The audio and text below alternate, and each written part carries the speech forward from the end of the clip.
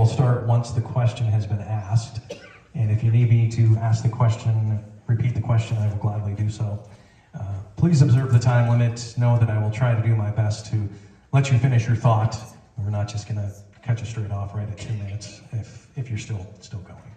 But we do need to try to keep going. And we have this room until about 8 o'clock, and if time allows, I'll try my best to fit in more questions. The order in which the candidates will answer has been determined randomly and will be rotated with each question, so a different candidate will be the first to answer each question. Are there any questions from the candidates regarding that? All right. Is there a fireman in the house just in case? Yeah. All right, so we are going to begin. The first question will go to Rodney Meyers. And Rodney, the question is, why are you running for the Great Falls Public School Board, and what do you consider to be your qualifications to serve? Well, I've been concerned about the education of our children for many years, but never figured out how to get involved. And so, meeting more people here in town, I finally figured out how to. And so, I have been getting involved. So as to qualifications, while I've been attending most of the school board meetings for nearly 3 years, our Director of Business Operations has repeatedly stated during board meetings that the school district is the largest employer in the city, and it's also one of the largest businesses. As a business systems manager in my professional life, I'm uniquely qualified to analyze how we go about the business of education. I come with an outsider view with no existing bias toward or against the function of education. I can be a new set of eyes into the process.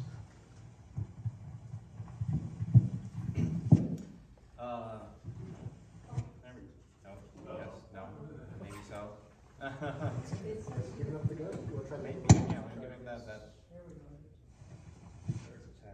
No. One mic down. Only one in. Okay. Oh, test. There we go. Perfect. Howdy, folks. Tony Rosales. Really excited to be here and chat with folks. In terms of my background, very quickly, I was born and raised here in Great Falls. I went to school here. I graduated from Great Falls High. Eventually, I went and got my, I went to Carroll to get my chemistry degree, and then went to the University of Notre Dame to get my PhD. From there, I decided to go into management consulting, and that naturally led to me working remotely after the pandemic happened. And so as a result, I reclaimed my residency back here in Great Falls to give back to this community. This is something that my grandmother has taught me. She originally immigrated from the Philippines shortly after World War II as a nurse, and she always gave back to not only her home here that she claimed, but also her home when she, from where she came from in the Philippines. And so I want to bring that back and be able to provide that inspiration to a lot of our youth, that we need to provide that support and come back and contribute to our home communities that have helped us develop. And I would like to be able to do that within our school system, because I was given many opportunities to be able to succeed.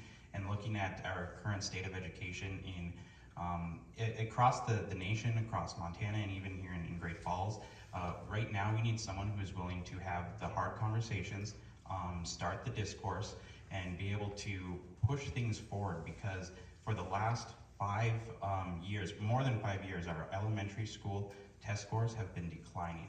And that is a problem that we need to be talking about, particularly for our special education. And that is why I'm running. It's because we need to address these problems, and we can't just have an idle school board anymore. Thank you. Thank you, Marlee Sunchild. And the reason why I'm running is in 2020 I decided that teaching wasn't for me anymore. So I retired after 25 years and decided to enter a new career field. But I still wanted to have a part in education, and I felt like I had a lot to offer and a lot to bring to this community.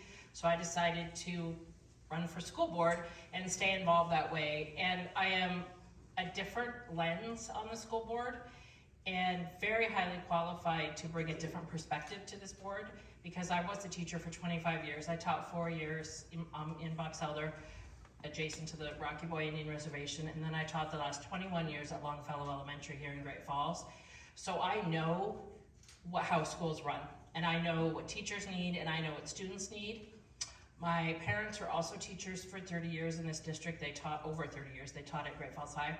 Both of my children graduated from here and got wonderful education here, and I felt as a way to give back, I could be on this board, and I also could offer a unique perspective to this district, and I feel like I have brought that the last 3 years to the board and continue to do that.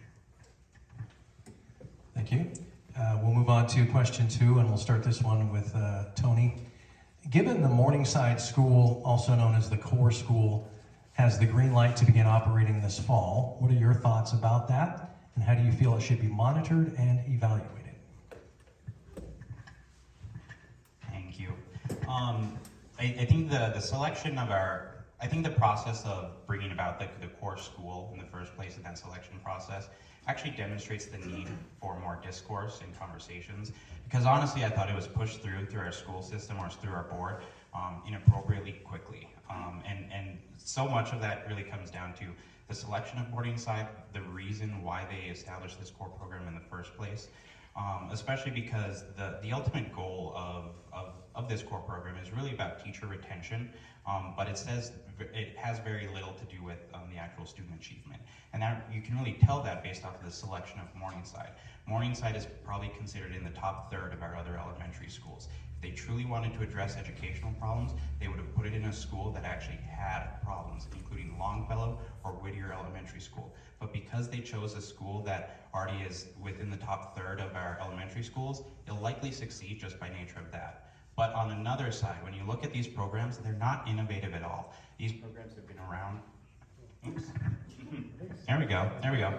So these programs have been around for over 100 years, and what we see from these programs is that they typically fail financially because of the same thing that all other schools are constantly going through, and that is teacher salaries. The only way to make up for that is to either have student tuition, which they can't as a public charter, or always be doubling down on fundraising, which means they're always going to be competing with fundraising efforts of the broader GFPS. And so one of the issues that I think we need to really talk about is making sure that when these proposals come to the board, that they are truly having the conversations that they need to and really pushing back on some of these things. And I'm not a teacher, and I'm not going to presume that I know what every single teacher is. And even if I was a teacher, I think it's inappropriate to say that I know what all teachers want and what all teachers need for support. I think what we need to be doing is having the honest conversations with teachers in terms of, is this core program actually going to be addressing the problems that we want to be tackling? Thank you. Marlee? So the selection, there's no way I can talk about the core school in 3 minutes. So I'm going to or 2 minutes. Oh, not even close. Not even close. And I am more than happy to sit down with anybody who wants to visit about it at a later time. It is not possible to do in 2 minutes. It was not rushed quickly. We did not take that decision lightly. As board members, we met with the individual executive committee members numerous times. I sat down with Jackie and Heather numerous times. We talked for hours and hours about how this was going to be. We did not take this decision lightly. Morningside was chosen because of its capacity to hold more students as one of the main reasons. The school will be successful because our schools in our district are successful. And we're not taking Morningside and holding it to a different standard, so to speak. It's still funded the same way. It's a publicly funded school. It's not relying on fundraising. It's not relying, it's funded the same way. We are just giving students in education a chance to learn differently and kind of learn on the job. And we're giving those students a chance to do some more innovative things that other schools can't do, because you get to where you have too many kids in the classroom, so now we have 2 adults in there, so now we can have more kids in the classroom, so now you can do more activities. Takes away from the enrollment problems in other buildings, because we can take some of those students and funnel them into Morningside. And we'll measure that success the same way we measure the success in all of our elementary schools. It's the same measuring stick. But we're going to have homegrown teachers, we're going to have innovative classrooms, and all of our schools are successful. Morningside was chosen because of a varied reasons, mostly because we can put more students in that building. And but like I said, there's a lot to it. We can't get into the weeds in this amount of time. So, like, you know, I will gladly help anybody understand that better. There's a lot of misconceptions out there about the core school, and we need to kind of set that straight. So we need to keep facts on that and kind of keep talking about that as time goes on. So the core school is a unique situation. Generally, core schools are related to specific education disciplines like drama, music, art, etc. So in this case, it should really be considered a core school of the University of Montana Western, where those wanting to pursue a career in education can attend to get more detailed training in classroom management and education techniques in an actual classroom with real students. So the key in this is the evaluation of this new process as to whether it results in the improved performance of our students. The GFPS mission is that we successfully educate students to navigate their futures. If this process does not ultimately result in improved performance for our students, we will need to evaluate the wisdom of continuing the relationship. With that said, another side of this is the opportunity to bring future teachers into our buildings for the training, with the hope that after being here, they will choose to stay and make Great Falls their home for their teaching career. So another evaluation point is the number of teaching students who then come to work for GFPS.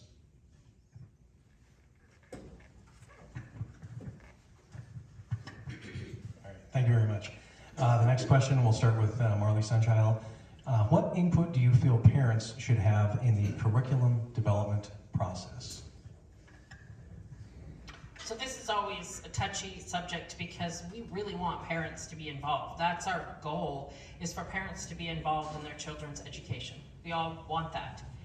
However, the experts that we have hired, because they have a college degrees, are the teachers, and that's who needs to pick what is being taught. They are the experts. We do not go to our doctors or our lawyers or our mechanics and tell them how to fix our car or how to get us out of legal trouble or how to perform open heart surgery. We willingly hand that over to the experts, and that is what we need to do in this situation. We want parents to be involved because we want them to know what their children are learning. That is in the forefront of all of our minds. However, when it comes to choosing the curriculum, the standards, how lessons are presented, that's the experts, and our experts are our teachers. And we have to trust that we have hired the best, most qualified teachers that we possibly can, and that they know what's best for our children, because that's why they do this. That's why they do this. And a parent can't come in there and teach a math lesson to the Montana standards and know what they're doing. But that's what the teachers do, and we trust that when we hand our children over to those teachers that they're going to do that. That's what I did when I was a parent. And when my students took biology, when my children took biology, I'm not a biology teacher. I was an elementary teacher. I'm not going to tell them what they should be teaching in biology, what the curriculum should be. I am not an expert in that. And I trusted that those teachers know what they are doing. They're the ones who should choose the curriculum. The parents do need to be involved. We'll always welcome that, but we need to trust the experts. Rodney Meyers. So it's always been my stance that parents should be choosing what is taught in our schools, and the teachers determine the best way for how to teach that, how to teach what the parents have chosen. As such, parental input in the curriculum is paramount. The unfortunate side is that during the ELA math and social studies curriculum reviews and selections that happened in the last couple of years, fewer than 20 parents came to the school district office building to review the new curriculums. Parents need to step up.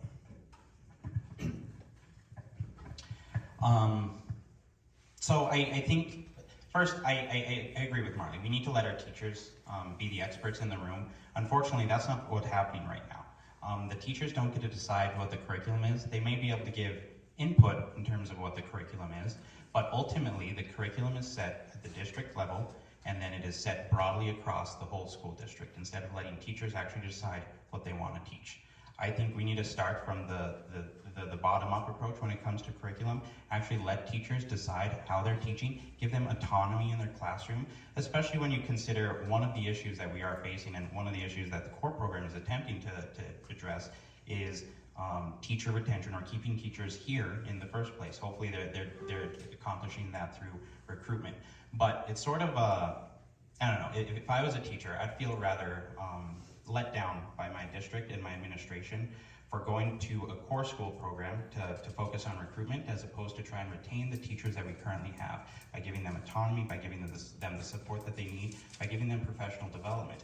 And when we talk about curriculum, this is part of that. We need to be giving our teachers actual autonomy when it comes to the decisions in the classroom and what they're teaching, instead of spending thousands of dollars on new curriculum every couple of years when the information, the curriculum is available freely for folks, and they're able to use that information available to them, unlike what we are doing now in terms of setting it from a top-down approach and telling teachers exactly what they need to be teaching. Thank you. This next question, we will start with Rodney Meyers. And Mr. Meyers, what, if anything, would you hope to change about the public school curriculum and the curriculum adoption process? Well, I can actually say where we currently are, the answer would be nothing.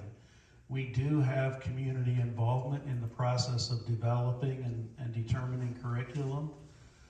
I was personally involved in the technology curriculum review a couple years ago and enjoyed that whole process, and would look forward to being involved in other curriculum review situations.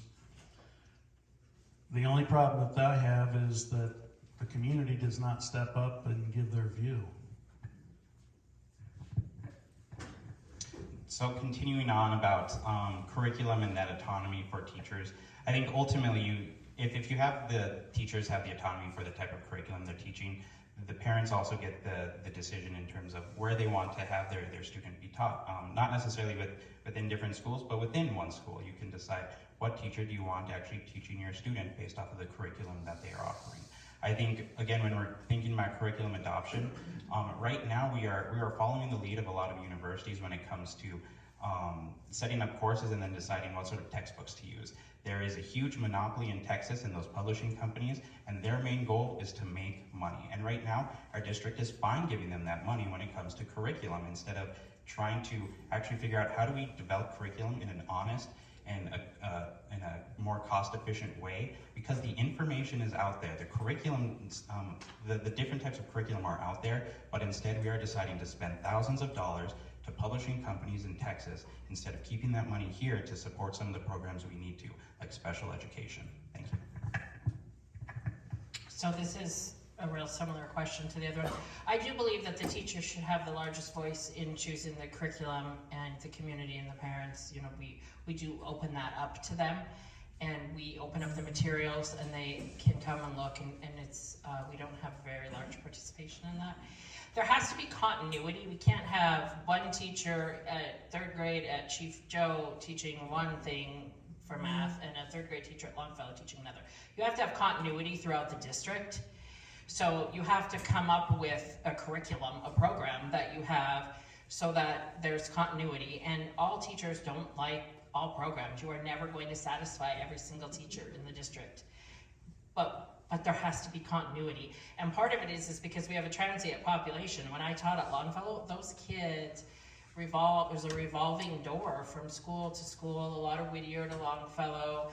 And we can't, we try to be in similar places. There's pacing that happens, so you know, kind of in math, you know, geometry you have to teach by this month, and you know, there's things you have to do in milestones you have to meet so that kids, when they move, they're not missing large lessons and large skills, and there's not gaps because one teacher taught geometry in September, but the other one is teaching it at a different time.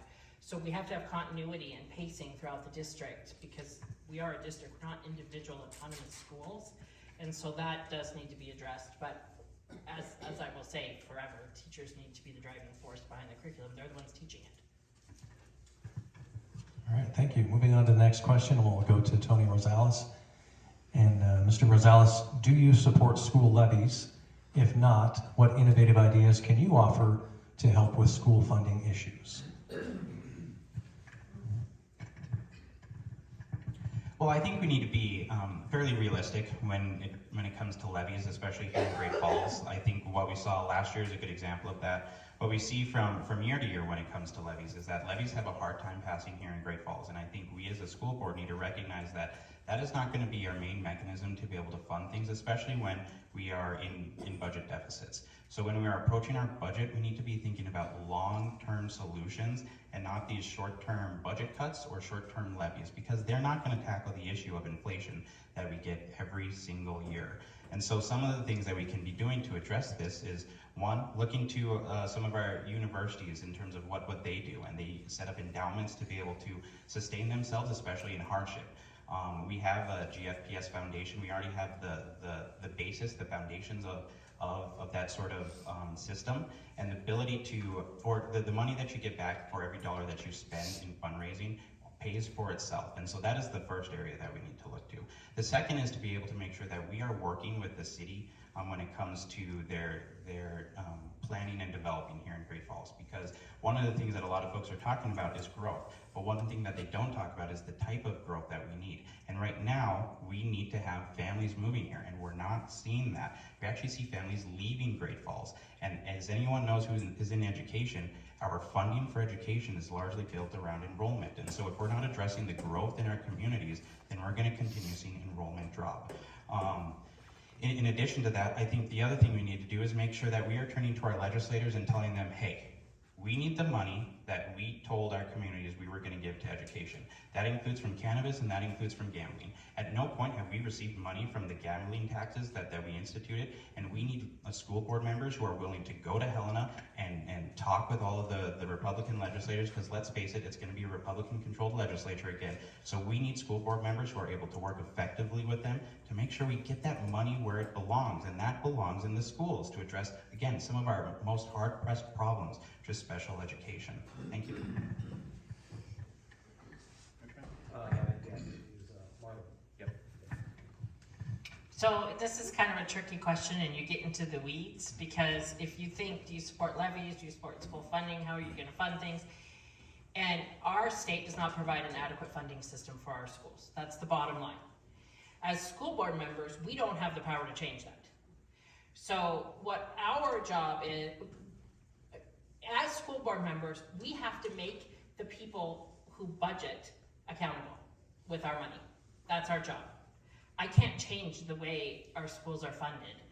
And we do try to make budget cuts. It's our job to make sure we spend that money wisely and really look at how those dollars are spent. Because yes, it's put on the shoulders of the taxpayers, and you have somebody on a fixed income who says, I don't have kids in school anymore, therefore I don't want to support this levy, where they don't look at it in the big picture of education in the community.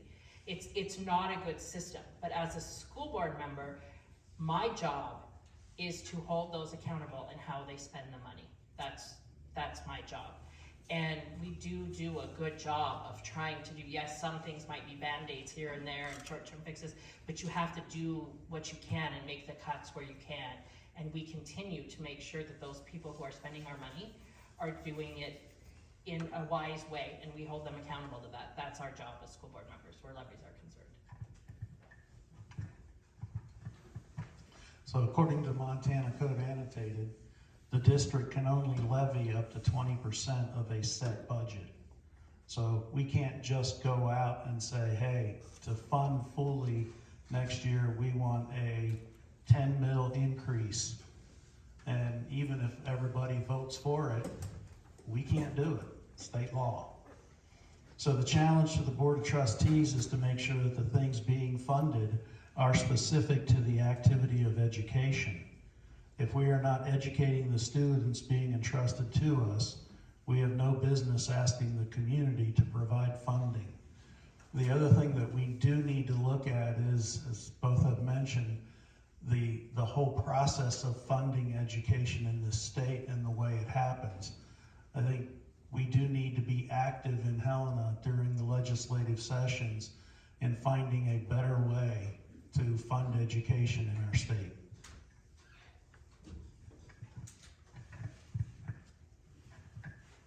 Thank you.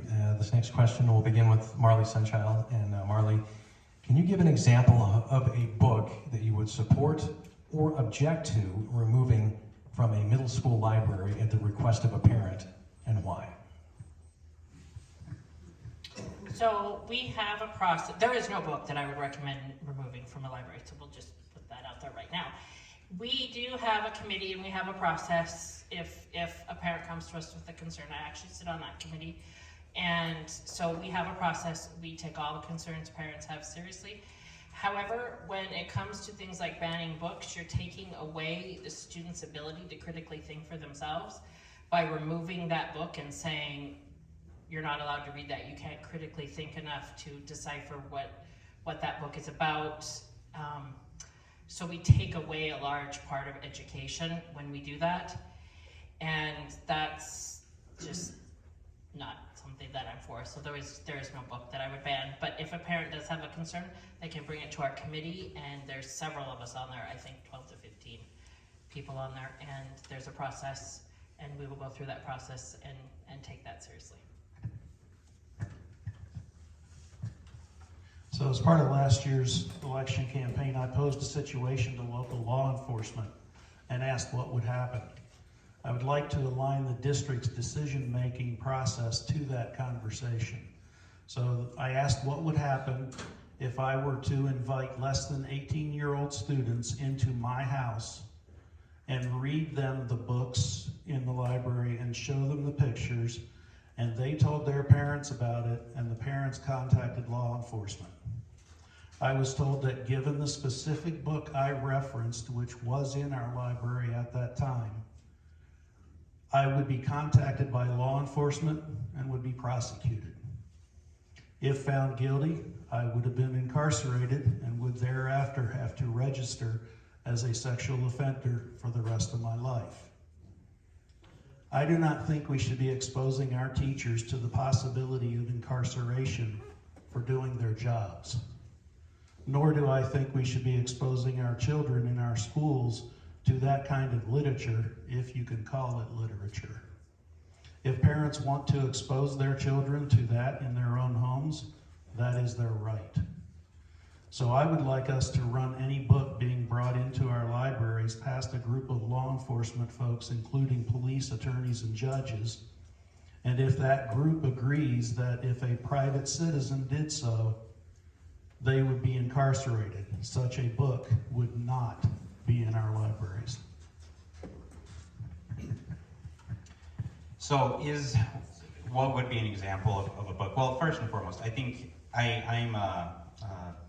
love liberty. I believe that we should have free speech. I think that extends to certain books, but ultimately, I think there are material that we shouldn't have in our schools. Hustler would be something that I would not want in our schools, and I think that's perfectly okay to say something like that. There's going to be nuance to these conversations, and I think saying that I'm not going to support book bans or I am going to support book bans avoids the nuance of the actual conversation that we should be having. It really needs to come down to the individual book, and we need to understand what is the context of the book. Is it intended to provide a commentary, or is it something that is lewd and really doesn't and that is inappropriate to be in a school setting? I think we can have those honest conversations, but it requires us to have those conversations as a community and be able to get community input and have that conversation broadly and not just within closed doors or within school board meetings that don't take in the full concerns of the community. And I think that's something that we often see happening, that the full concerns of the community are often dismissed instead of actually addressed seriously by our school board. Thank you. We'll go back to Rodney Meyers for this question. Mr. Meyers, how important are programs like music, art, vocational education, family living, or sports to the quality of education in our schools? So I would not put vocational education and family living in the same grouping as music and sports.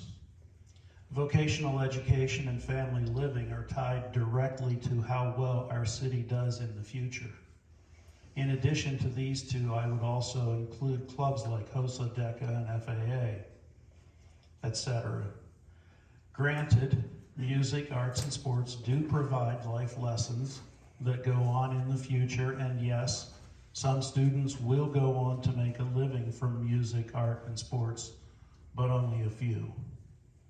To answer the question, yes, they do add to the quality of education from the perspective of keeping the students engaged and excited to be at school.